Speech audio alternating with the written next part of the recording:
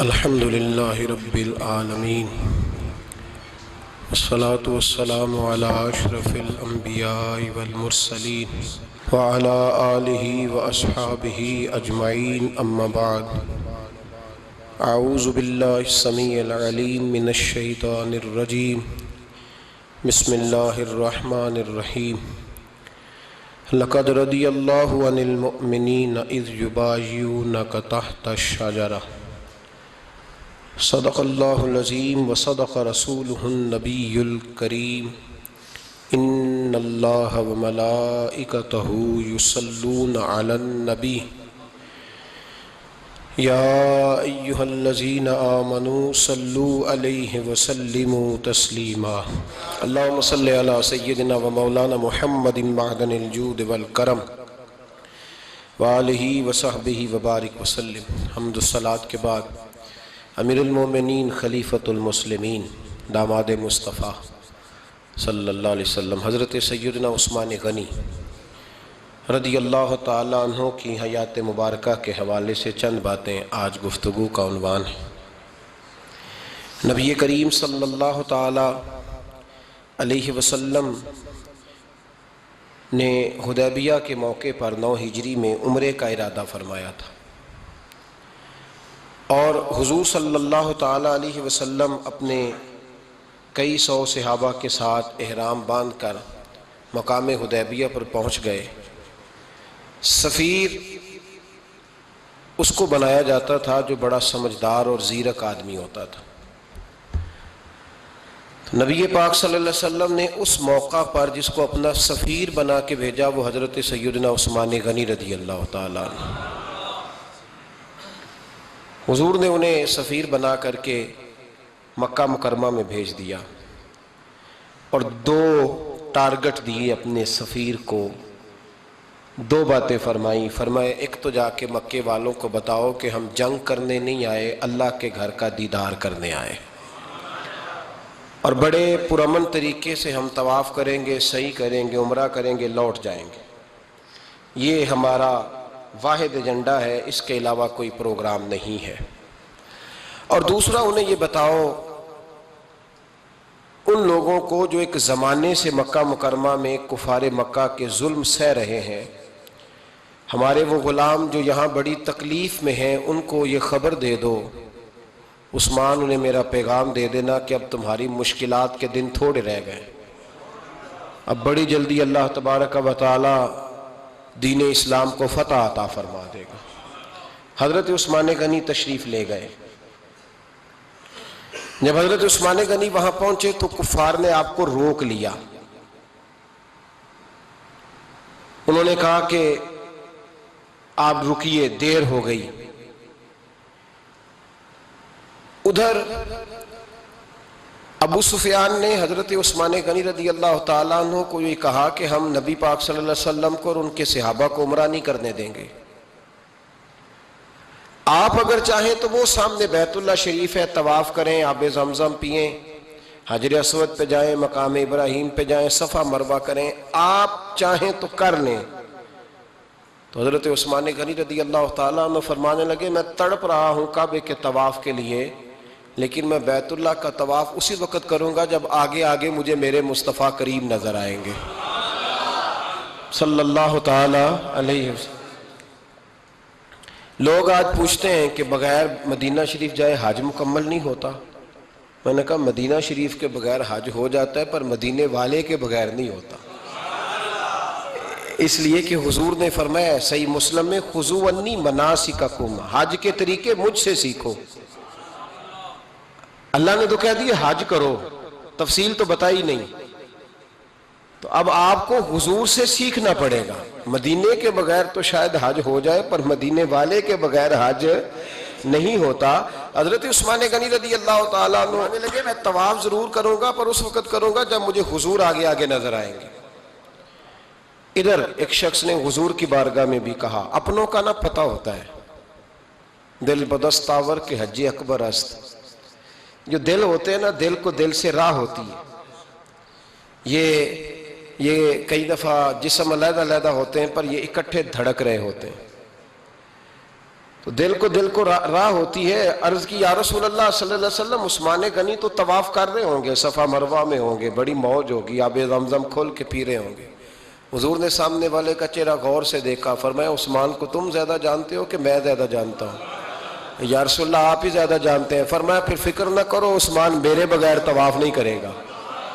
بات ختم ہو گئی، میرے بغیر عثمان طواف نہیں کرے گا، ختم ہو. اب کسی نے افواہ پھیلا دی کہ حضرت عثمان غنی کو شہید کر دیا گیا.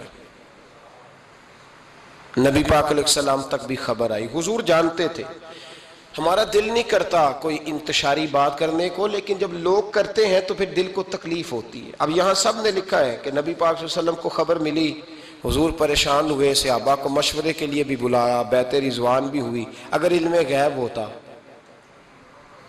یہ سارا کچھ نہ ہوتا. اور میں نے کہا خدا کے بندے، اگر حضور اپنا علم غیب اس وقت ظاہر کرتے تو حضرت عثمان کے لیے قرآن کی آیتیں نہ نازل ہوتی، اس بیعت کے تذکرے نہ ہوتے. ہر بات پہ لوگ معاذ اللہ تعالیٰ. اب دیکھیں نا یہاں یہ جملہ چھوڑنے کی کیا ضرورت ہے؟ تم قوم کو کیا دے رہے ہو؟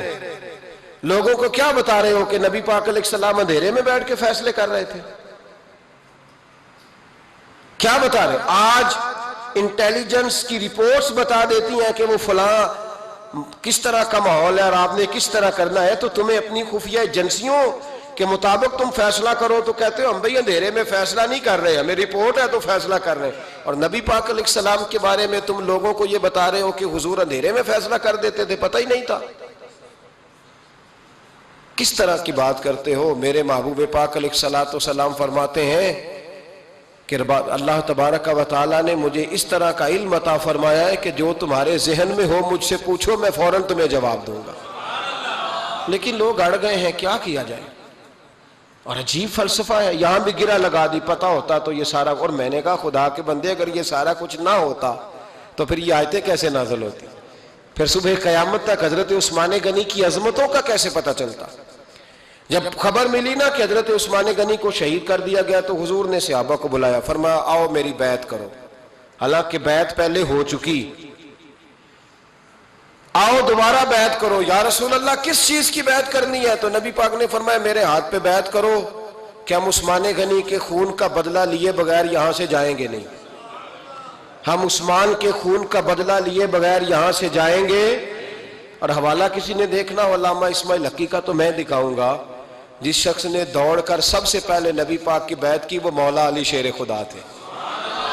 کہ یا رسول اللہ جانا ہی نہیں عثمان کا خون کا بدلہ لیے بغیر. سب سے پہلے شیر خدا آگے بڑھے.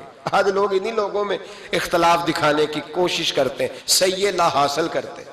سب سے پہلے دوڑ کر حضرت شیر خدا آگے بڑھے، کہا حضور میں بیعت کرتا ہوں. نبی پاک نے صحابہ کے ہاتھوں میں بیعت ہو رہی ہے.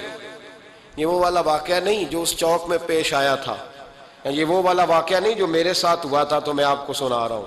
یہ وہ والا واقعہ ہے جو رب کو اتنا پسند آیا کہ اللہ نے قرآن پاک میں بیان فرما دیا ہے.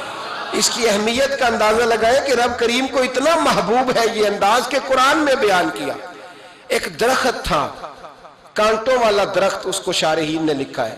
کچھ لوگ کہتے ہیں بیری کا درخت تھا. نبی پاک درخت کے نیچے بیٹھ گئے، فرمایا بیعت کرو سارے. کن کے لیے بیعت ہو رہی ہے؟ حضرت عثمان غنی کے لیے. ایک بیعت دین کے لیے ہوئی، قرآن کے لیے ہوئی، حدیث کے لیے ہوئی، اللہ کی توحید کے لیے. اور آج نئے سرے سے بیعت ہو رہی ہے، کس کے لیے؟ بول کے بتائیے. حضرت سیدنا عثمان غنی رضی اللہ تعالیٰ عنہ، اس شخص کی عظمت کا کوئی اندازہ کر سکتا ہے جن کے لیے نبی پاک نے خاص کر کے تخصیص کر کے ایز اے اسپیشل بیعت لی. اور صحابہ نے جب بیعت کی تو اللہ کو اتنی پسند آئی کہ قرآن مجید کی سورہ فتح کی آیت نمبر 18 میں بیان کیا. فرمایا لقد رضی اللہ عن المؤمنین اذ یبایعونک تحت الشجرہ. فرمایا محبوب تحقیق اللہ ان مومنوں سے راضی ہے جو درخت کے نیچے آپ کی بیعت کر رہے تھے. تحقیق اللہ ان سے راضی ہوا، ان ایمان والوں سے جو درخت کے نیچے آپ کی بیعت کر رہے تھے. درخت کے نیچے تحت الشجرہ. قرآن مجید کے الفاظ اگر آپ غور کریں گے تو آپ کو حضرت عثمان غنی کی عظمت کا پتہ چلے گا اور اس واقعے کی حساسیت کی آپ کو سمجھ آئے گی کہ بیعتیں تو مسجد میں بھی ہوئی لیکن نام لے کے نہیں کہا محبوب جنہوں نے مسجد میں بیعت کی. نام لے کے نہیں کہا، حالانکہ وہ بیعتیں بھی اللہ کو بڑی محبوب ہے. بیعتیں تو میرے بھائی نبی پاک نے بیت اللہ شریف کے پاس بھی کی، مسجد نبوی میں بھی کی، لیکن یہاں نام لے کر کوئی بھول نہ جائے. کسی نے کہہ دینا تھا کوئی اور بیعت تھی جی، لوگ شرح کر رہے ہیں نا مرضی، وہ تو کسی اور کی بیعت. نام لے کے کہا محبوب تحت شجرہ، وہ جو درخت کے نیچے بیعت ہوئی، وہ جو بیعت درخت کے نیچے ہوئی، اور جنہوں نے بیعت کی لقد رضی اللہ عن المومنین، تحقیق اللہ ان مومنوں سے راضی ہو گیا. اللہ ان مومنوں سے، صحیح بخاری صحیح مسلم میں صحابہ نے پوچھا یا رسول اللہ کس طرح راضی ہوا ہے؟ فرمایا آج جس نے میرے ہاتھ پہ بیعت کی ہے رب کریم نے وعدہ کر لیا ہے سب کو جنت عطا فرمائے گا، جنتی ہو گئے سارے. حضرت عثمان غنی رضی اللہ تعالیٰ عنہ کی یہ عظمت، یہ شان قرآن پاک نے بیان کر دی کہ حضرت عثمان کے نام پر صحابہ جمع ہوئے تو اللہ تبارک و تعالیٰ نے اس واقعے کا ذکر قرآن مجید میں فرما دیا. میرے عزیز دوستو، حضرت عثمان غنی کو اللہ نے بڑی شان عطا فرمائی، بڑا مرتبہ دیا، بڑے حسین و جمیل، بڑے خوبصورت آدمی تھے. دیکھو نا کیا شان ہے حضرت عثمان ذی النورین. یہ ذو النورین کا کیا معنی ہے؟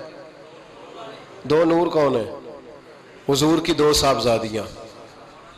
اعلیٰ حضرت فرماتے ہیں نور کی سرکار سے پایا دوشالہ نور کا، نور کی سرکار سے پایا دوشالہ نور کا، ہو مبارک تجھ کو ذو النورین جوڑا نور کا. دو نوروں والے حضرت عثمان غنی. ایک بیٹی کا نکاح کیا، وہ وصال کر گئی تو محبوب نے دوسری بیٹی کا بھی نکاح کر دی. یہ جو بیچارے پراپوگنڈے والے ہوتے ہیں نا، یہ پہلے دن سے صرف پراپوگنڈے میں ہی ہے. یہ نہ محب بن سکے نہ محبوب بن سکے. ان کا نہ کوئی اپنا ہوا نہ انہیں کسی نے اپنایا. یہ پراپوگنڈے والے ہی ہیں، ساری زندگی چیم گوئیاں، کانوں میں باتیں.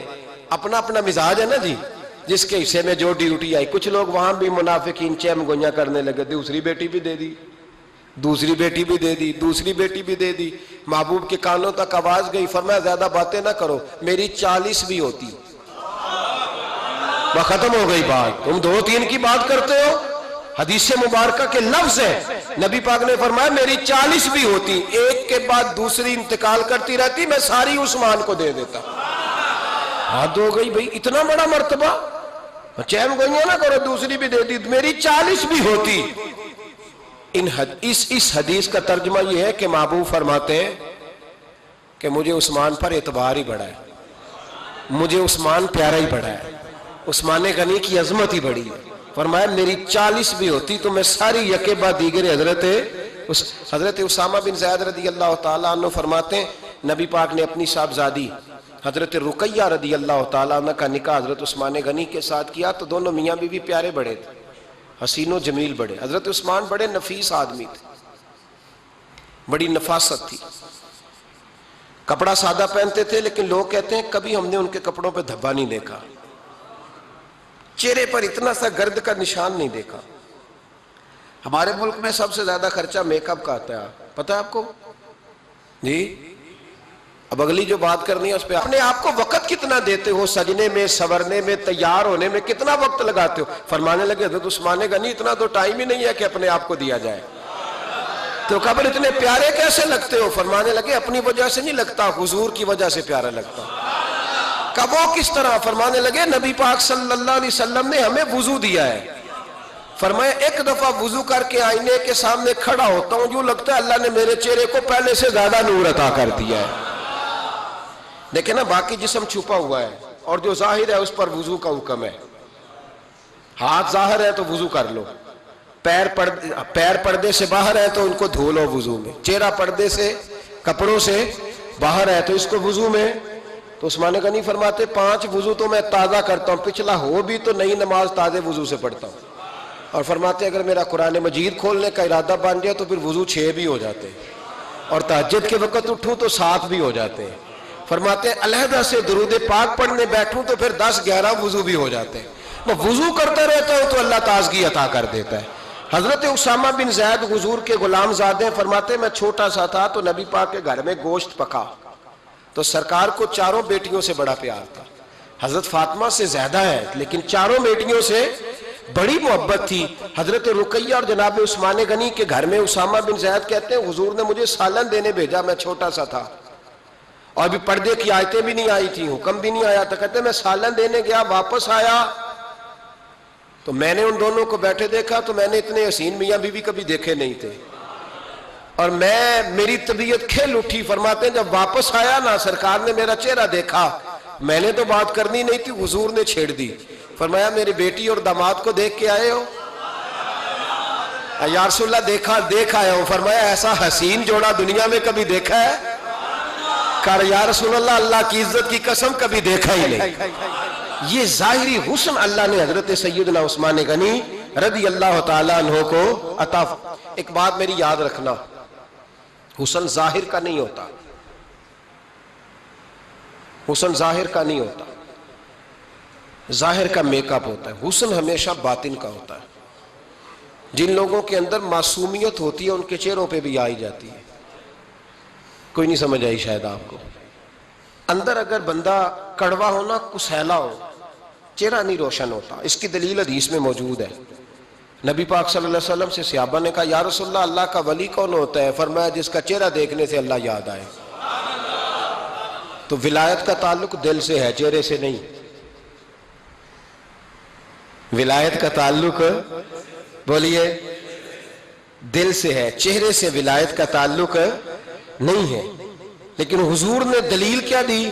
چہرہ دیکھو تو اللہ یاد آئے. گویا محبوب نے فرمایا کہ دل اگر ولی کا ہو تو پھر اللہ تعالیٰ دل کی برکت سے چہرہ بھی نورانی عطا فرما دیتا ہے. چہرہ بھی نورانی. بہت سارے میں نے ایسے بزرگوں کو دیکھا جن کے رنگ گورے نہیں تھے پر نورانی تھے. ہمارے علامہ فیض احمد اویسی صاحب رحمۃ اللہ علیہ, میرے استاد گرامی, کا رنگ گورا نہیں تھا, لیکن جو بابا جی کو دیکھتا تھا فدا ہی ہو جاتا تھا. رنگ گورا نہیں تھا, گندمی تھا, لیکن کیا بات تھی چہرے کی معصومیت کی. تو یاد رکھیں حضرت عثمان غنی کے باطن میں جو حسن تھا, جو وقار تھا, وہ چہرے سے چھلکتا تھا. چند خوبیاں بڑی زیادہ تھی حضرت عثمان غنی میں, بہت زیادہ تھی چند خوبیاں. ایک بہت بڑی خوبی حضرت عثمان غنی کی جس کو نبی پاک نے بڑا چاہا, وہ تھا حضرت عثمان غنی کا سخی ہونا. مالا والے سخی نہیں ہوندے, مالا والے سخی ان کے پاس تو پیسہ وافر ہوتا ہے, کسی وقت 10,000 کا تعاون کاری دیتے ہیں کسی کے ساتھ. وہ سخی نہیں ہوتے بھائی. کسی ایک بندہ 1.5 کروڑ کی اسامی ہے تو کسی کو 20,000 کا تعاون کر دے, سخاوت تھوڑی ہے. کروڑوں روپیہ اس کے پاس پڑا ہوا ہے. مالا والے سخی, یہ میاں صاحب نے کہا ہے, مالا والے سخی نہیں ہوندے. سخیاں کل مال نہیں ہوندا, سخیاں کل مال ہے, اس لیے کہ جمع کریں گے تو رہے گا نا. وہ سخی جمع کرتا ہی نہیں. مالا والے سخی نہیں ہوندے, سخیاں کل مال نہیں ہوندا. ایتھے اوتھے دوویں جہان نہیں, سخی کنگال نہیں ہوندا. حضرت عثمان غنی رضی اللہ تعالیٰ عنہ فرماتے ہیں کہ جس دن حضور نے تبوک کے لیے جیش اسرا کے لیے اعلان کیا نا, تو حضرت عثمان غنی فرماتے ہیں کہ حضرت ابو بکر صدیق تو سارا مال لے آئے تھے, جناب عمر آدھا لے آئے تھے, مولا علی شیر خدا نے جی کھول کے دیا تھا, لیکن 800 گھوڑے بما پالان کی ضرورت تھی. یعنی 800 فوجیوں کا خرچہ, اپنے لفظوں میں بات کر رہا ہوں. فوجی کا خرچہ کیا ہوتا تھا کہ فوجی کا گھوڑا بھی چاہیے, گھوڑے کے ساتھ کجاوا بھی چاہیے, تلوار بھی چاہیے, نیزہ بھی چاہیے, تیر بھی چاہیے, لوہے کی جیکٹ بھی چاہیے. حضرت عثمان غنی کہتے ہیں نبی پاک نے اعلان کرنا شروع کیا. ایک دفعہ اعلان کیا تو میں نے کہا حضور 200 فوجی کا خرچہ میرا. تو نبی پاک نے دوسری دفعہ اعلان کیا تو کوئی اٹھا ہی نہیں. جنہوں نے دینا تھا وہ تو سارا کچھ پہلے ہی دے چکے تھے, کوئی اٹھا نہیں. کہتے مجھے بڑا عجیب لگا کہ میرے مصطفیٰ اعلان کریں. حضرت عثمان غنی فرماتے ہیں, شاہ ولی اللہ صاحب نے ازالت الخفا میں لکھا ہے کہ یوں پکڑ کے کہتے ہیں میں نے اپنا نا گریبان پکڑ لیا, عثمان تیرے نبی کو اعلان کرنا پڑ رہا. کہتے 1000 فوجی کا خرچہ چاہیے تھا, 1000 کا. عثمان کہتے تیسری دفعہ حضور نے اعلان کیا تو کہا یا رسول اللہ 200 اور ڈال لے. سنو سخی کس کو کہتے ہیں. حضرت عثمان غنی رضی اللہ تعالیٰ عنہ فرماتے ہیں میرے پاس کل خرچہ میرے پاس 800 فوجیوں کا تھا, میں سارا کچھ بھی گھر سے لے آؤں تو 1000 میں پھر بھی پورا نہیں کر سکتا تھا. لیکن جب نبی پاک نے چوتھی دفعہ کہا نا کہ اٹھو بھائی ابھی خرچہ چاہیے, عثمان کہتے ہیں مجھے لگتا تھا میرے گریبان پھٹ جائے گا. یار میرے محبوب کو اعلان کرنا پڑ رہا ہے, عثمان غنی فرماتے میں اٹھ کے کھڑا ہوا، میں نے کہا حضور اب آپ نے اعلان نہیں کرنا، آپ 1000 ہی میرے کھاتے میں ڈال دیں، میں سب کا بندوبست کرا دوں گا۔ فرماتے میں نے 200 فوجی کا خرچہ پکڑ دکڑ کے پورا کیا۔ 200 کا خرچہ، غریب اصل میں اللہ سے تجارت نہیں کرتا اس لیے امیر نہیں ہوتا، غریب اللہ سے تجارت کرے نا، اللہ سے اس کے رستے میں 200 دے کے 70 گنا کی امید رکھے یہاں بھی وہاں بھی، پھر امیر ہو جائے۔ یہ تجارت نہیں کرتا، یہ کہتا ہے اللہ کے رستے میں امیر خرچ کریں گے، میری نہیں ڈیوٹی۔ حضرت عثمان غنی کہتے ہیں میرے پاس 800 کا بندوبست تھا، میں نے 1000 کا دیا۔ حضور تشریف لے گئے، فرماتے ہیں جہاد سے جب واپسی ہوئی نا، ایک ایسا سودا تھا جس میں سے مجھے نفع کی امید ہی نہیں تھی، پر اللہ نے مجھے 11 گنا نفع عطا فرمایا۔ مالا والے سخی نہیں ہوندے، سخیاں کل مال۔ دیکھیں نا جنت البقیع، وہ والا قبرستان جس میں کوئی دفن ہو جائے تو نبی پاک کی سفارش کا حقدار ہو گیا، وہ والا قبرستان جس کا نام ہی جنت ہے۔ وہاں نا ایک یہودی اپنے جانور باندھا کرتا تھا، تو سرکار ایک دن اس طرف گئے تو واپس آئے، حضرت عثمان غنی قریب کھڑے تھے، نبی کریم صلی اللہ تعالی علیہ وسلم نے فرمایا عثمان اس جگہ کی طرف ذرا چکر لگانا، جگہ بڑی اچھی ہے۔ عثمان غنی گئے، جگہ خرید کے واپس آ گئے۔ حضور نے فرمایا ہوا ہے؟ عرض کی حضور خرید آیا ہوں۔ فرمایا میں نے تو چکر لگانے کا کہا تھا۔ کہا یا رسول اللہ آپ نے یہ بھی تو فرمایا تھا جگہ بڑی اچھی ہے، تو جس کو آپ نے اچھا کہہ دیا یہودی کے پاس تو نہیں نہ رہنی چاہیے، تو میں نے خرید دی۔ شرم نہیں آتی لوگوں کو۔ حضرت عثمان کے بارے میں بات کرتے ہیں، جس قبرستان میں سیدہ پاک بی بی صاحبہ حضرت فاطمہ الزہرا آرام کر رہی ہے، وہ زمین حضرت عثمان نے تحفہ دی ہے۔ حیا نہیں آتی بات کرتے؟ شرم نہیں آتی؟ یہ صدقہ سیدہ فاطمہ کا ہی ہے، انہی کے لیے اللہ نے تحفہ دیا، اور اس کے پیسے حضرت عثمان غنی نے ادا کیے۔ پھر اس قبرستان میں سیدہ پاک نے آرام کیا، پھر اسی قبرستان میں عثمان ابن مسعود نے آرام کیا، پھر اسی قبرستان میں حضرت حلیمہ سعدیہ لیٹی ہوئی ہے، اسی قبرستان کے اندر نبی پاک کی زوجہ سیدہ عائشہ آرام کرتی ہے، پھر اسی زمین پر میرے محبوب کے پیارے نواسے امام حسن آرام فرمائے۔ حضرت عثمان غنی رضی اللہ تعالیٰ عنہ کے بارے میں بات کرتے تیری زبان نہیں کانپتی؟ ان کو بات کرتا ہے جن کے تحفے اہل بیت نبوت نے قبول فرمائے اور وہاں آرام کرنا انہوں نے پسند کیا، اتنا بڑا جرت بند ہو گیا تو۔ حضرت سیدنا عثمان غنی رضی اللہ تعالیٰ عنہ سخاوت کی تو کمال کر دیا حضرت عثمان غنی، اور پھر ضرورت سے زیادہ پیسے دے کے۔ وہ کنویں کی بات بڑی معروف ہے، میں نے بس اشارہ کرنا ہے، نبی پاک نے بھی اعلان کیا تو بڑا ہی اعلان کر دیا، فرمایا وہ میٹھے پانی کا کنواں ہے، قبضہ یہودی کا ہے، جو بندہ خرید کر وقف کرے گا نا اسے کیا ملے گا؟ تو حضور نے فرمایا میری جیب میں جنت کی ٹکٹ ہے، میں اسے جنت دے دینی، یہ ہے عرض جنت، یہ طیبہ کی زمین ہے، جنت بھی یہی، مال کے جنت بھی یہی ہے، جنت لے لے مجھ سے، لے لے۔ حضرت عثمان غنی گئے، اس کو کہا بھئی کنواں میرے ہاتھ بیچ دے۔ کنویں کی قیمت تھی 500-700 دینار، تو حضرت عثمان 500-600 دینار کل کنویں کی قیمت تھی۔ جناب عثمان غنی گئے، یہودی کو پتا تھا کہ یہ خریدنا چاہتے ہیں، فرمایا یار یہ کنواں بیچ دو۔ کہنے لگا نہیں بیچنا۔ فرمایا قیمت منہ مانگی، کہنے لگا قیمت میری مرضی کی، کہا تمہاری مرضی کی، اپنی اپنی اوقات ہوتی ہے نا قیمت لگانے کی، تمہاری مرضی کی۔ کہنے لگا میری شرط ہے میں ایک دن کے لیے کنواں دوں گا، ایک دن میں ایک دن آپ۔ فرمایا یہ بھی منظور ہے۔ کتنے پیسے؟ اس نے کہا میں 3000 دینار لوں گا، 500-600 کا ہے۔ حضرت عثمان غنی فرمانے لگے تو نے اپنی اوقات کے مطابق 3000 مانگا ہے، میں 40,000 لے کے آیا تھا، اپنی اوقات کے مطابق مانگا، 40,000 دینار میری جیب میں۔ یہودی کہنے لگا عثمان تو تاجر ہے، اور عام تاجر نہیں، عالمی سطح کا تاجر ہے، لوگ تیری تجارت کی مثالیں عرب میں دیتے ہیں، پر 500-600 کا کنواں 40,000۔ فرمانے لگے مسئلہ کنویں کا نہیں، مسئلہ مصطفیٰ کے فرمان کا ہے، وہ جو حضور کا فرمان پورا کرنا ہے نا، اس کے لیے 40,000 تھوڑے ہیں، میرے پاس تھے ہی اتنے جو لے کے آیا ہوں۔ حضرت عثمان نے پیسے چکائے، اس نے کہا ایک دن پانی ملے گا۔ فرمایا منظور ہے۔ وہ ایک دن بیچا کرتا تھا پانی، حضرت عثمان نے اعلان کر دیا جو میرا دن ہے نا فری پیو، اپنے بھی پیو، بیگانے کا اعلان کوئی نہیں کرنا، میرا کوئی پروگرام نہیں۔ لیکن آپ مطلب ہلکا ہلکا ایسے ایسے دیکھیں گے، سوچیں گے، غور کریں گے، او بھائی پیسہ بھی بانٹنے سے چلو بولو تو صحیح نا، اس پر بھی آپ حامی تو بھرے نا، سچی بات کر تو لینی چاہیے نا۔ چلے عمر آپ 2 سال کے بعد کر لینا، 6 سال کے بعد کر لینا، پر ہاں نہ تو صحیح کرے نا، پیسہ بھی ہمیشہ بانٹنے سے۔ ملا رومی رحمت اللہ علیہ فرماتے ہیں کنویں سے سادہ پانی نکل جائے تو تازہ آ جاتا ہے، اور اگر پانی کنویں کے اندر رہے سارا ختم نہ ہو تو باسی ہو جاتا ہے۔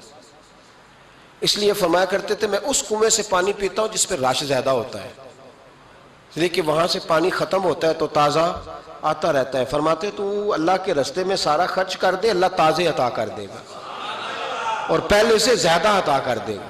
میرا آپ کا مسئلہ یہ ہے کہ تجارت بندوں کے ساتھ ہے، بندوں کے ساتھ جو تجارت ہے نا، بندے کنجوسی کر جاتے ہیں، بندے کا تو صحیح کام چل جائے تو پارٹنر کو فارغ کر دیتا ہے، یہ تو فارغ ہے، اور اگر کبھی کسی کی دکان میں کوئی کرایہ دار اچھا اس کی دکان چل جائے تو مالک کہتا ہے تو جا، اب دکان میں نے خود کھول لی ہے، وہ فارغ کر دیتا ہے۔ بندوں کا تو مزاج ہے۔ اور اللہ تبارک و تعالیٰ سے جب تجارت ہوتی ہے نا، میں نے ایسے لوگ دیکھے ہیں جن کے گھروں میں لاکھوں روپیہ ماہانہ آتا ہے، غربت نہیں جاتی۔ ان کو سوچنا چاہیے کہ کثرت والا پیسہ آیا ہے پر برکت والا نہیں آیا۔ حضرت عثمان غنی رضی اللہ تعالیٰ عنہ فرماتے ہیں کہ میں نے پہلے بھی میں بڑا تاجر تھا، لیکن جب سے مصطفیٰ کے نام پر خرچ کرنا شروع کیا، پھر کہاں کہاں سے آیا کب، اور بڑی سیانی بات فرماتے ہیں۔ آپ فرماتے ہیں میں کلمہ پڑھنے سے پہلے تجارت کو وقت زیادہ دیتا تھا، اور مسلمان ہونے کے بعد میں نے تجارت کو ٹائم تھوڑا دیا پر اللہ نے روزی مجھے زیادہ عطا فرمائی۔ اس لیے برکت پر ہماری توجہ نہیں رہی، غیبی خزانوں پر خیال ہم نے چھوڑ دیا ہے۔ غیبی خزانوں سے جو چیز ملتی ہے وہ زیادہ ملتی ہے، جو مادی ذرائع سے ملتی ہے وہ چیز کم ہوتی۔ حضرت عثمان غنی پر الزام لگا جب آپ کا دور حکومت تھا، یہ یاد رکھیں کہ سب سے زیادہ الزامات حضرت عثمان غنی پہ لگائے گئے۔ جن بندوں کے قد کاٹ زیادہ ہوتے ہیں ان کے خلاف پراپوگنڈے بھی لمبے چوڑے ہی ہوتے ہیں۔ بڑی بڑی بات یاد رکھنا، کہا گیا کہ حضرت عثمان لوگوں کو نوازتے بڑا ہے، بڑا دیتے ہیں حضرت عثمان غنی۔ تو حضرت عثمان غنی فرمایا کرتے تھے حکمران تو میں آج بنا ہوں تو میں تو پہلے بھی بڑا دیتا تھا، وہ کس خزانے سے دیتا تھا؟ آپ جواب دیا کرتے۔ دیکھیں ذرا، لاکھوں لوگ حج کرنے آتے تھے پر حضرت عثمان غنی حج کرنے جاتے تو اعلان کر دیتے کہ کوئی حاجی حج کے موقع پر آ کے کھانا نہ پکائے، سب کو کھانا عثمان غنی اپنی جیب سے دیا کریں گے۔ مینا میں لنگر کھانا ہوتا تھا حضرت عثمان غنی کا، مینا میں فرماتے تھے کھاؤ حاجیو جتنا کھا سکتے ہو، اور پھر حضرت عثمان غنی کا اعلان تھا، خدام کو کہتے تھے میں آخر میں کھاؤں گا، پہلے میرے سارے آنے والے حاجیوں کو کھلایا جائے۔ ایک مجھ سے نا ایک دوست نے سوال پوچھا 4-5 دن ہو گئے، کچھ سوال ایسے ہوتے ہیں جو بندے کو نا چوراہے پہ لا کے کھڑا کر دیتے ہیں، زندگی میں نہ بھولنے والے سوالات ہوتے ہیں۔ ایک شخص نے سوال پوچھا، کہنے لگا اوکاڑے دینی اور مذہبی گھرانہ ہے، اوکاڑے سے تعلق ہے، میرے ساتھ محبت کا رشتہ ہے، کہنے لگے بیٹی کی شادی کر دی ہے راولپنڈی میں، آپ کی بھی بیٹیاں ہیں میری بھی بیٹی ہے، بیٹی کی شادی کر دی ہے راولپنڈی میں، اب بچی چند دن رہنے آئی ہے، پوچھنا یہ ہے کہ نماز پوری پڑے گی کہ قصر پڑے گی؟ تو میرا تو اس نے کام کر دیا، حد ہو گئی، رو رو کے برا حال۔ میں نے کہا یار تو بند کر دے فون، رات کو بتاؤں گا۔ کیا پوچھ لیا یار تو نے؟ بیٹی مسافر نہیں ہوتی، بیٹی تو مہرانی ہوتی ہے باپ کے گھر کی، وہ بیٹی مطلب کیسے بتاؤں کہ دل کرتا ہے کہ بیٹی وہ صرف ہنسے، وہ روئے کبھی نہ، یہ دعا ہوتی ہے۔ تو نے اتنا بڑا سوال کیوں کیا؟ بہرحال علماء کو کچھ چیزوں کے جواب دینے پڑتے ہیں۔ میں نے کہا میں رات کو بتاؤں گا۔ رات کو پھر فون آیا کہ آپ وہ بڑی جلدی جواب دینے کے عادی ہیں تو دیر کیوں کر دی؟ تو میں نے کہا یار جواب تو میرے پاس تھا لیکن ہمت نہیں تھی ابھی۔ تو میں نے کہا کہ اگر تو بیٹی آئی ہے والد کے گھر میں اور ابا جی کا پروگرام ہے اسے جائیداد میں سے حصہ دینے کا، تو پھر تو بیٹی نماز پوری پڑے گی، لیکن اگر ابا جی نے علیحدہ کر کے انگوٹھا لگوانا ہے تو پھر بیٹی مسافر ہے۔ اگر ابا جی نے اس کو علیحدہ کر کے انگوٹھا لگوانا ہے نا کہ دے دے بھائیوں کو، خیر ہے تیری شادی پہ خرچہ کر دیا ہے، اگر ابا جی کے دل میں نے کہا یہ ابے سے فتویٰ پوچھ لو، اگر ابا جی کے دل میں چور ہے نا کہ بیٹی کو دینا کچھ نہیں، تو پھر بیٹی نے نماز قصر پڑھنی ہے، اس لیے کہ پھر وہ وہاں حصے دار۔ اس کی دلیل حضرت عثمان غنی رضی اللہ تعالیٰ عنہ حج کے لیے تشریف لے گئے تو لوگوں نے حضرت عثمان غنی سے کہا کہ نبی پاک بھی قصر نماز پڑھتے تھے، حضرت عمر بھی حج کے موقع پر قصر پڑھتے، حضرت ابو بکر بھی، آپ کیوں پوری پڑھتے؟ فرمایا ان کا مکے میں گھر کوئی نہیں تھا، میرے تو پورے کے پورے باغ ہیں، تو میں یہاں مسافر نہیں ہوں، میں یہاں مقیم ہوں، تو اگر تو بیٹی کا حصہ بھی ہے ابا جی کے گھر میں تو پھر وہ نماز پوری پڑے گی۔ لیکن اگر ابا جی نے اللہ تعالیٰ خیر فرمائے بیٹوں کے حق میں فیصلہ سنا دیا ہے اور انہوں نے بیٹی سے کہہ دیا ہے کہ چھوڑ، جو بیٹیاں حصہ لیتی ہیں ان کے بھائی نہیں ملتے تو نہ ملے بھائی، کوئی عرض نہیں، ضروری ہے ظالم بھائیوں سے رابطہ رکھنا جو کھا جائے بہنوں کا حصہ۔ والد ظالم ہے، ظالم ہے باپ، بیٹے کو حصہ دیتا ہے بیٹی کو نہیں دیتا۔ اور یہ 1.5 مربے والے جاگیردار کی بات نہیں کر رہا، جس کا 4 مرلے کا مکان ہے اس کی بیٹی کا بھی حصہ بنتا ہے۔ کیوں کھاتے ہو بیٹیوں کا حصہ؟ ڈر نہیں آتا اللہ تعالیٰ سے؟ کیوں کھاتے ہیں لوگ بیٹیوں کا حصہ؟ جب اللہ رسول نے رکھا ہے تو کیوں کھا جاتے؟ اور پھر کہتے ہیں جناب بڑا پیار ہے بیٹی سے، رونے دھونے کے لیے پیار ہے۔ تو یاد رکھیں حضرت عثمان غنی رضی اللہ تعالیٰ عنہ کا لنگر چلتا تھا۔ تو میرے بھائی ایک اور بہت بڑی خوبی حضرت عثمان غنی کی تیسری وہ یہ تھی کہ آپ میں اللہ نے بہت زیادہ حیا رکھی تھی۔ آج نا اگر آپ ناراض نہ ہو تو ہماری حکومتوں میں جو بدتمیز زیادہ ہوتا ہے اس کا عہدہ زیادہ ہوتا ہے، اس کو اچھا عہدہ ملتا ہے جو بدتمیزی زیادہ کرتا ہے۔ اور ہمارے ہاں نوجوان سمجھتے ہیں کہ کھل کے پھرنا، کھل کے کھانا، مرضی کا لباس پہننا۔ ہمارے ایک بزرگ فرمایا کرتے تھے جب سے پیسے لوگوں کے پاس زیادہ آئے ہیں لباس چھوٹے ہو گئے، پیسہ زیادہ آ گیا کپڑے جسموں پہ سکڑ گئے۔ لوگ سمجھتے ہیں کہ بس جو دل میں آئے کہہ دینے کا نام جمہوریت ہے، آزادی رائے ہے۔ حضرت عثمان غنی رضی اللہ تعالیٰ عنہ شرم و حیا کے پیکر تھے، بڑا پیسہ تھا، بڑا کچھ تھا، لوگ ڈرتے تھے، سردار بھی تھے، جو چاہتے کر سکتے، روب طاری ہوتا۔ لیکن عثمان غنی کو جب بھی کوئی دیکھتا تھا کسی کونے میں بیٹھے نظر آتے تھے، چھپے ہوئے، پیچھے، شرم و حیا، نفاست پسندی، بڑھ بڑھ کے آگے ہونا، ہر ویڈیو میں شامل ہونے کی کوشش کرنے کا نام پیار نہیں ہے۔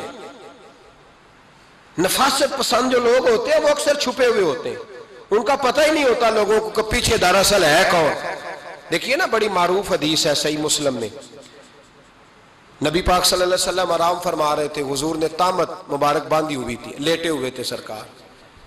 تو جب آدمی لیٹتے تھے نا، ہمارے بزرگ بھی جب لیٹتے ہیں تو تامت کو سمیٹا کرتے تھے تو گھٹنوں تک آ جاتی تھی، دیکھا نا آپ نے، گھٹنوں تک تامت آ جاتی جب لیٹتے۔ تو سرکار بھی لیٹے تھے، پردے کی ابھی آیتیں نہیں آئی تھی، دروازے پہ دستک ہوئی، حضرت عائشہ صدیقہ عرض کرنے لگے یا رسول اللہ میرے ابا جان جناب ابو بکر صدیق آئے۔ حضور نے فرمایا بلا لو۔ حضرت عائشہ کہتی ہیں وہ آ کے بیٹھ گئے، حضور لیٹے رہے، پھر دستک ہوئی، اب کون ہے؟ کہا سیدنا فاروق اعظم۔ کہا عائشہ آپ ساتھ والے حجرے میں چلی جاؤ۔ اماں جی وہاں چلی گئی۔ تھوڑی دیر کے بعد حضرت عمر آئے، حضور لیٹے رہے، جناب عائشہ کہتی ہیں پھر دستک ہوئی، اب کون ہے؟ فرمایا عثمان غنی۔ نبی کریم نے فرمایا اسے کہو ذرا ٹھہر جائے۔ حضرت عثمان ٹھہرے تو حضور اٹھ کے بیٹھے، تہمت مبارک کو ٹھیک کیا، پھر اپنے کرتے مبارک کو سیدھا کیا، پھر دستار کو سیدھا کیا، فرمایا اب بلاؤ عثمان غنی کو۔ حالانکہ جاہو جلال حضرت عمر کا زیادہ ہے، حالانکہ وقار مقام حضرت صدیق اکبر کا زیادہ ہے، اب بلاؤ عثمان غنی کو۔ حضرت عثمان غنی رضی اللہ تعالیٰ عنہ آئے، بیٹھے، بات چیت ہوئی، تینوں چلے گئے۔ حضرت عائشہ صدیقہ کہتی ہے میرے ذہن میں سوال رہ گیا، میں نے عرض کی یا رسول اللہ صلی اللہ تعالیٰ علیہ وسلم وہ دو لوگ آئے، آپ بیٹھے رہے، عثمان آئے تو آپ نے اہتمام کیا، کیا لفظ ہے، اور لفظوں میں تاثیر ہے، اور جملے دو کہے نبی پاک نے لیکن کتنا بڑا ان کا مرتبہ بیان کیا۔ فرمایا عائشہ میں اس شخص سے حیا نہ کروں جس سے اللہ کے فرشتے بھی حیا کرتے ہیں، میں اس سے حیا نہ کروں جس سے اللہ کے فرشتے بھی حیا کرتے ہیں۔ حضرت عثمان غنی فرمایا کرتے تھے میں نے جب سے حضور کا چہرہ دیکھا ہے دوبارہ پلٹ کے اپنی شرمگاہ بھی کبھی نہیں دیکھی، گویا میں نے اپنی آنکھوں کا وضو نہیں توڑا جب سے حضور کا۔ فرماتے جب سے یہ ہاتھ نبی پاک کو بیعت کے لیے دیا ہے پھر گندگی میں نہیں جانے دیا میں نے سیدھا ہاتھ۔ حضرت عثمان غنی فرمایا کرتے تھے میں اپنے گھر کے اندر اپنے غسل خانے میں 4 دیواری کے اندر بھی کپڑوں سمیت غسل کرتا ہوں، مجھے حیا آتی ہے غسل خانے میں بھی کپڑے. اور سنو ایک اور بڑی بات اہم، آپ فرمایا کرتے تھے میری جو محرم عورتیں ہیں نا، محرم پھپھی خالہ، میری جو محرم عورتیں ہیں، فرمایا کرتے تھے میں نے کبھی ان کے بھی چہرے آنکھ بھر کے نہیں دیکھے، ان کے بھی چہرے کبھی میں نے آنکھ بھر کے نہیں دیکھے. جو میری محرم عورتیں ہیں پھپھی خالہ، فرماتے تھے ان سے بھی جب بات کرتا ہوں تو میں چہرہ جھکا کے. ہمارے ہاں تو کزن ایک دوسرے سے سلام لیتے ہیں، لڑکیاں لڑکے کزن ایک دوسرے سے سلام لیتے ہیں. بچیاں آیا کرتی تھی تو میری کبھی کبھی مجھے بتایا جاتا تھا، میں نے ایک پابندی لگا دی، بچیاں جب مدرسے میں آتی تھی کہ جو دور سے بچی آئے اس کو جس آدمی کا نام لکھا ہو بتایا جائے وہی لینے آئے. ایک دن مجھے اطلاع دی گئی کہ آپ تھوڑی دیر آئیں. میں گھر گیا تو مجھے بتلایا گیا کہ ایک بچی ہے تو اس کو جو پہلے لینے آتا تھا وہ نہیں آیا، کوئی اور آیا. میں نے اس کے بھائی کو فون کیا کہ آپ لینے نہیں آئے. کہنے لگے یہ کزن ہے ہمارا، اس کے ساتھ بھیج دیں، آپ ہمارا ہی کزن ہے، خالہ زاد ہے. میں نے کہا یار آپ کہاں ہو؟ کہنے لگے مجھے 20-25 منٹ لگ جائیں گے. تو میں نے کہا ابھی کلاسیں بھی جاری ہیں تو آپ ہی آ جانا خود ہی. میں نے کہا سب آپ بھیج دیں، مجھے اعتبار ہے اس پہ. میں نے اس کو ایک بات کہی جو آپ کو بھی کہتا ہوں، میں نے کہا یار تمہیں اعتبار ہے تو اللہ رسول کو اعتبار کیوں نہیں؟ انہوں نے کیوں غیر محرم بنایا ہے؟ عجیب تماشا ہے. مجھے پھپھی ذات پہ، خالہ ذات پہ، ماموں ذات پر اعتبار ہے، نبی پاک کو کیوں نہیں؟ آپ کو زیادہ پیار ہے لوگوں سے یا نبی پاک کو امت سے زیادہ پیار ہے؟ کیا مطلب تماشا ہے؟ کیا مزاج بنا لیا میں نے اور آپ؟ نبی پاک نے ایک شخص پر اعتبار نہیں کیا، فرمایا اس سے پردہ کرو. آپ نے اور میں نے کیسے کر لیا؟ نبی پاک نے خالہ ذات، پھپھی ذات، دیور پر، جیٹ پر، سالے پر، بہنوئی پر اعتبار نہیں کیا، پابندی لگا دی. تو نے کیسے کیا؟ تیرے دل میں زیادہ درد ہے، تو زیادہ دین کو سمجھنے لگا ہے، انسانیت زیادہ اچھل آئی ہے تیرے اندر. اعتبار کیا ہوتا؟ یاد رکھنا دنیا میں جتنے گھر تباہ ہوئے ان لوگوں کی وجہ سے نہیں ہوئے جن پر اعتبار نہیں تھا، ان کی وجہ سے ہوئے جن پر اعتبار تھا. گھر کا بیٹی لنکا ڈھائے، باہر والے آ کے کبھی بھی گھر میں کوئی نقب زنی نہیں کرتے، جب بھی کرتے ہیں اعتبار والے کرتے. میرے رسول پاک علیہ السلام کی وہ ازواج جن پر اللہ کو اتنا اعتبار ہے کہ رب کہتا ہے میرے محبوب کی بیویوں تمہاری جیسی دنیا میں دوسری ہے ہی کوئی نہیں. اللہ کو اتنا اعتبار ہے. لیکن ایک نابینا صحابی آئے تو حضور کی 2 ازواج بیٹھی تھی تو نبی پاک نے فرمایا پردہ کرو. یا رسول اللہ وہ تو نابینا ہے. فرمایا تمہیں تو نظر آ رہا ہے نا، تمہاری آنکھیں تو کھلی ہوئی ہیں. حضور کو اعتبار نہیں تھا. بس کر دیں. سب سے بڑا ظالم وہ ہے جو کہتا ہے مجھے بیٹی پہ اعتبار ہے. وہ ظالم ہے، وہ اپنی بیٹی کے ساتھ ظلم کر رہا ہے. جو کہتا ہے مجھے اعتبار ہے، کالج جا رہی ہے، یونیورسٹی جا رہی ہے، اکیلے آ جا رہی ہے، مجھے اعتبار ہے. یہ ظلم کر رہا ہے بچی کے ساتھ. وہ تو بچی ہے، اس کا تو ذہن کمزور ہے. ہو سکتا ہے صاف دل ہو لیکن سامنے جو شیطان چوکوں میں گلیوں میں دائیں بائیں گھوم رہے ہیں وہ تو صاف دل نہیں ہے نا، وہ تو معصوم طبع نہیں ہے نا. تو بعض اوقات بڑے اچھے نفیس بچے بھی شیطانوں کا شکار ہو جاتے ہیں. خدا کا خوف کریں. حضرت عثمان غنی کی زندگی، حضرت عثمان فرماتے ہیں جو محرم عورتیں تھیں ان کی طرف بھی آنکھ بھر کے نہیں دیکھا، اس لیے کہ وہ خاتون ہے، میں مرد ہوں، میری حیا مانے. آج لوگوں کو شوق ہو گیا عورتوں کی مجلس میں دوڑ دوڑ کے جانا، وہاں بیٹھنا، وہاں وقت بتانا. پیرانے عظام کہتے ہیں کہ وہ درویشنیوں کے بیچ بیٹھے ہیں جی، باپ بیٹی ہوتے ہیں جی، مریدنی اور پیر. میں نے کہا کوئی نہیں ہوتے. اس رشتے پر استدلال ہے. اعلیٰ حضرت فرماتے ہیں واجب ہے پردہ پیر اور مریدنی کا، یہ پردہ واجب ہے. اگر کوئی شخص اس طرح بے پردہ بیعت لے گا، بیچ میں بیٹھے گا تو اس کا تو مرید ہونا ویسے ہی حرام ہے، جائز ہی نہیں ہے. جو سارا دن تویز دھاگے کے لیے بیٹھا رہے اور بیویوں سے گفتگو کرتا رہے. خدا را حضرت عثمان غنی رضی اللہ تعالیٰ عنہ کی زندگی میں جو باتیں ہمیں بہت زیادہ ملتی ہیں ان میں نفاست ہے، آپ کی حیا ہے، سخاوت ہے. ایک بات اور سن لیں، بڑا ستایا گیا حضرت عثمان غنی کو، پراپوگنڈے کیے گئے، آپ کے خلاف مہم چلی. عبداللہ ابن سبا نے بڑی مہم جوئی کی آپ کے خلاف. یہودیوں نے مسلمانوں کا روپ دھار کر بڑا آپ کو ستایا، تکلیفیں دیں. جی آپ اپنے رشتہ داروں کو بڑا دیتے ہیں. فرمایا کرتے تھے جیب سے دیتا ہوں، مال خزانہ سے نہیں دیتا. حضرت عثمان غنی رضی اللہ تعالیٰ عنہ کو بڑا ستایا گیا. یہ واحد خلفائے راشدین میں خلیفہ ہے جن کا 40 دن پانی بند کیا گیا، کھانا نہیں آنے دیا گیا. لیکن کمال ہستی حضرت عثمان غنی کی. مولا علی جیسے شیروں نے جا کے کہا آپ اشارہ کریں، یہ جو آپ کے خلاف نکلے ہوئے ہیں تو ایک تلوار سے مار دیے جائیں گے. تو حضرت سیدنا عثمان غنی فرمانے لگے میں وہ والا مینڈا نہیں بننا چاہتا جس کی وجہ سے مدینے کی گلیاں رنگین ہو جائیں.